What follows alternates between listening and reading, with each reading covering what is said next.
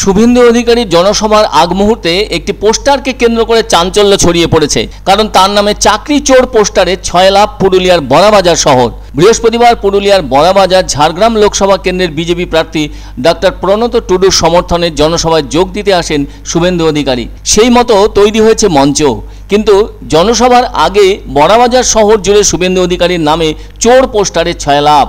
সাদা কাগজের ওপর কালো কালিতে প্রিন্টেড ওই পোস্টারগুলিতে লেখা রয়েছে, পুরুলিয়া চাকরিচোর শুভেন্দু অধিকারী দূর হটো। কে বা কারা ওই পোস্টার লাগিয়েছে তা এখনও অজানা। এলাকার বিজেপি কর্মীদের দাবি এটি তৃণমূলের চক্রান্ত। এ ব্যাপারে বিজেপির জেলা সহসভাপতি গৌতম রায় বলেন, তৃণমূলের রাজনীতি চোরেদের রাজনীতি, তাই চোরের মতো কাজ করেছে। সাহস থাকলে তো প্রকাশ্যে নাম ব্যবহার করে পোস্টার করত।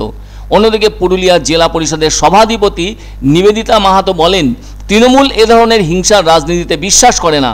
বিজেপির লোক নেই, তাই তারা এভাবে চক্রান্ত করছে। কারণ গত কয়েকদিন আগে বান্দোয়ান বিধানসভা থেকে জনসভা না করে ফিরে যেতে হয়েছিল শুভেন্দু অধিকারীকে মানুষের জমায়েত না থাকায়। সে যাই হোক, এদিকে লোকসভা নির্বাচনের ৫ম দফার ভোট সামনে আসছে, তাই জোর কদমে প্রচার চলছে বাদবাকি ২৪টি লোকসভা কেন্দ্রের জন্য।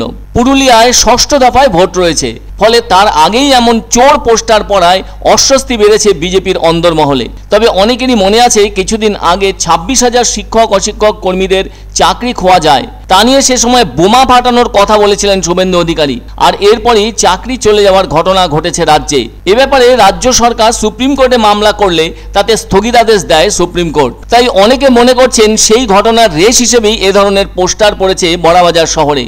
ওই পোস্টারগুলো কে বা কারা লাগিয়েছে তা এখনো স্পষ্ট নয়। এদিকে এই পুরুলিয়াতেও বহু শিক্ষক অশিক্ষক কর্মীদের চাকরি গিয়েছিল, তবে সবটাই এখন সুপ্রিম কোর্টের বিচারাধীন। ওই ঘটনার তদন্ত করছে সিবিআই।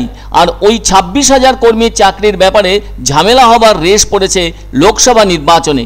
বিজেপিকে আবার অনেকে বিশ্বাসও করছে না, কারণ ওই ২৬,০০০ শিক্ষকের জন্য লড়াইতে নেমেছে রাজ্য সরকার। হয়তো সেজন্যই এমন পোস্টার পড়তে শুরু করেছে। এর আগে গত ২২শে মার্চ শুভেন্দুর বিরুদ্ধে রঘুনাথপুরে পুরুলিয়ার চাকরিচোর দূর হটো লেখা পোস্টার পড়েছিল, আর সেটার নিচে লেখা ছিল সৌজন্যে রঘুনাথপুর শহর কংগ্রেস। তবে ওই দিনের পোস্টারে শুভেন্দুর নাম উল্লেখ ছিল না, কিন্তু ওই সময় রঘুনাথপুর শহর কংগ্রেস সভাপতির দাবি ছিল ওই পোস্টার বিজেপির নেতা শুভেন্দু অধিকারীর উদ্দেশ্যে।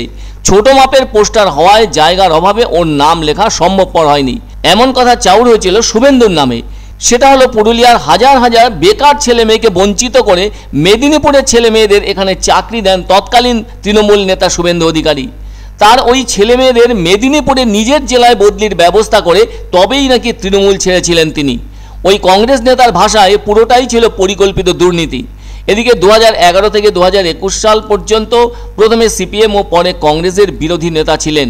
এদিকে ২০১১ থেকে ২০২১ পর্যন্ত প্রথমে সিপিএম ও পরে কংগ্রেসের বিরোধী দলনেতা ছিলেন রাজ্যে। আর ২০২১ থেকে এই রাজ্যে বিরোধী দলনেতা হিসেবে রয়েছেন শুভেন্দু অধিকারী। এদিকে ওই চোর পোস্টার নিয়ে শুরু হয়েছে বিস্তর আলোচনা।